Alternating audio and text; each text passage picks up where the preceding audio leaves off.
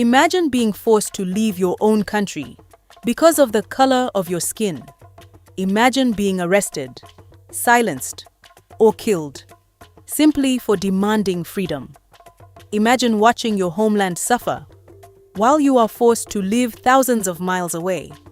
Now imagine that while much of the world remained silent, other Africans opened their doors. They shared their schools, their homes, their resources, their hope, and in some cases, they paid with their own blood. Today, millions know the story of South Africa's freedom. Many know the name Nelson Mandela. Many know the story of apartheid. But far fewer know the story of the nations that stood beside South Africa during its darkest years. This is the story of how Africa stood with South Africa. We must stand united for Southern Africa. Their freedom is our freedom. In 1948, South Africa officially introduced a system known as apartheid. The word means separateness. But apartheid was far more than separation. It was a system of racial control. A system designed to keep power in the hands of a white minority government. Black South Africans could not vote. They could not freely choose where to live. They could not travel without special permits. Many were removed from their homes and relocated to designated areas. Families were divided, communities were destroyed, opportunities were restricted, and every part of daily life was controlled by race.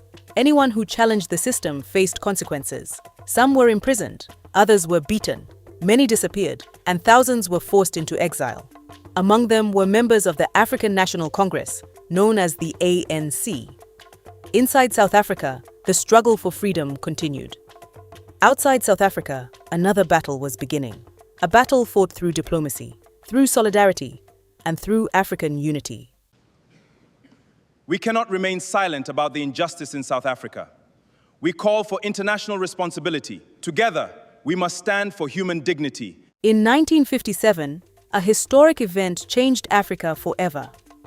Ghana became the first sub-Saharan African nation to gain independence from colonial rule. Its leader, Kwame Nkrumah, believed that no African nation could truly be free while others remained oppressed. His vision went beyond borders. He dreamed of a united Africa, a continent standing together. Nkrumah famously declared, "The independence of Ghana is meaningless unless it is linked with the total liberation of Africa." For South African activists, those words mattered. Ghana welcomed anti-apartheid leaders. It offered diplomatic support. It raised awareness internationally. And it became one of the first independent African nations to challenge apartheid openly. To many freedom fighters, Ghana represented something powerful. Proof that liberation was possible. Proof that colonial rule could be defeated. Proof that hope still existed. We stand in solidarity with our brothers. These scholarships will open doors to a brighter future. For education is the weapon of freedom. If one country became the loudest African voice against apartheid, it was Nigeria. After gaining independence in 1960, Nigeria quickly emerged as one of Africa's most influential nations. Its leaders repeatedly condemned apartheid at international forums, at the United Nations, at the Organization of African Unity, and at diplomatic meetings around the world. But Nigeria did more than speak. It acted. Special scholarship programs were established for South African students. Thousands received educational opportunities funded by Nigeria. Young people who had been denied opportunities at home suddenly found new futures abroad. Ordinary Nigerians also joined the effort. Workers donated portions of their salaries. Students organized fundraisers. Families contributed money. Communities mobilized. The anti-apartheid movement became a national cause. Many Nigerians referred to South Africa as a brother nation, a family member in need. By the 1970s and 1980s, Nigeria was among the strongest supporters of sanctions against the apartheid regime. Its leaders repeatedly pressured the international community to act. For many South Africans living in exile, Nigeria became a symbol of unwavering support. Welcome to Tanzania, my brother. You are safe here. Let me help you with that. Come and rest.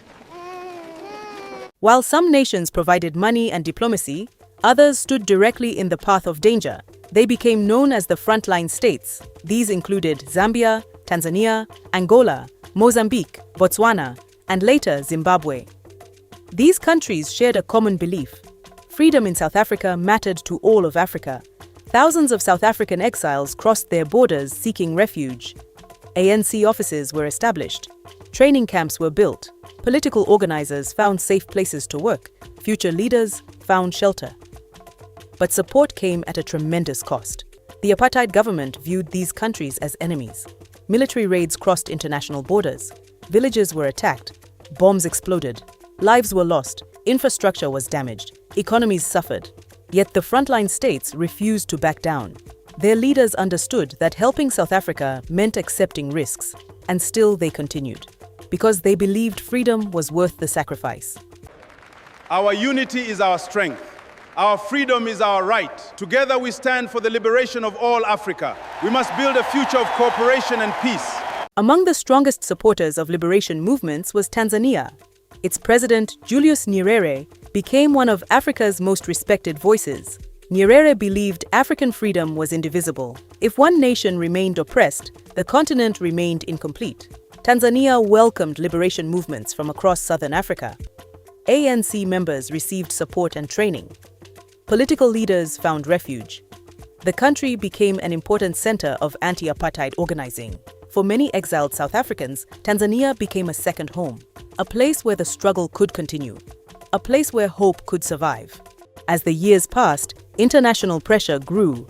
African nations continued lobbying governments around the world. They pushed for economic sanctions, cultural boycotts, sporting bans, diplomatic isolation. Slowly, global opinion began to change. The apartheid government found itself increasingly isolated. The message Africa had been repeating for decades was finally being heard. Freedom could not be delayed forever.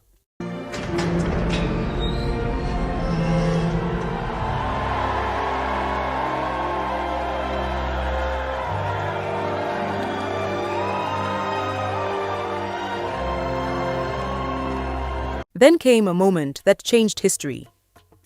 February 11th, 1990. After 27 years behind bars, Nelson Mandela walked free. The images spread across television screens around the world. People celebrated, crowds cheered, families cried. But behind that historic walk stood decades of sacrifice, not only from South Africans, but from countless Africans beyond South Africa's borders. Teachers, students, workers, presidents, refugees, entire nations had helped keep the dream alive. 4 years later, another historic moment arrived. In 1994, South Africa held its first democratic election. For the first time in the nation's history, all races could vote together. Millions lined up for hours.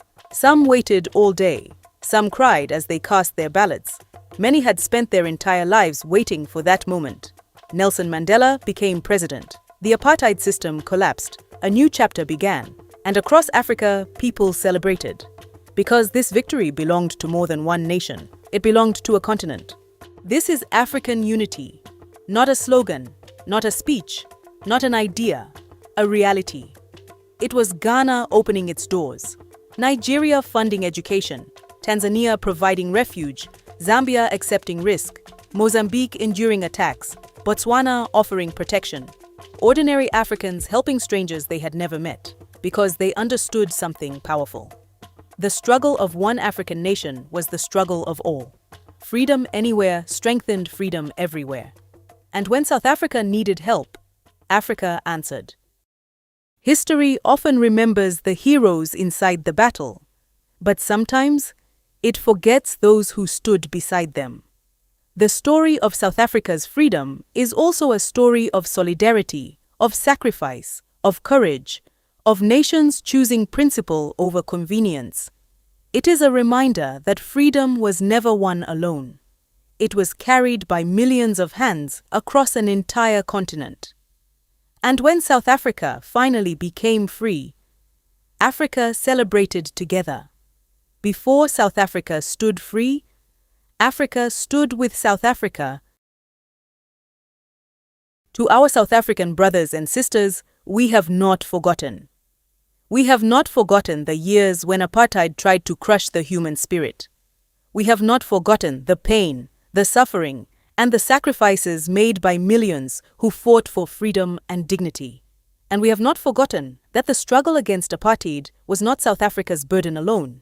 It became Africa's burden. From West Africa to East Africa, from North Africa to Southern Africa, ordinary men and women stood with South Africa. Some nations gave refuge to exiles, others provided scholarships to students, support to liberation movements, and a voice on the world stage when South Africans were being silenced. Across the continent, Africans shared what little they had because they believed that the freedom of one African nation was the freedom of all. That is why many of us watch today's events with sadness and concern.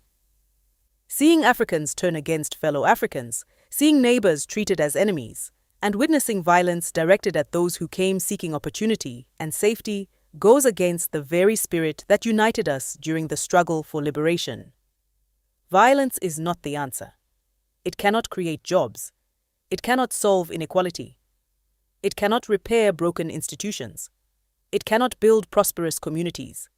Violence only destroys, leaving behind pain, fear, and division. The challenges facing South Africa are real, just as they are real in many African countries. But those challenges will never be solved by blaming fellow Africans who are struggling for a better life just as everyone else is. We must remember that our strength has always come from unity. The borders that separate our countries were largely drawn by colonial powers, but they cannot erase our shared history, our shared struggles, or our shared future.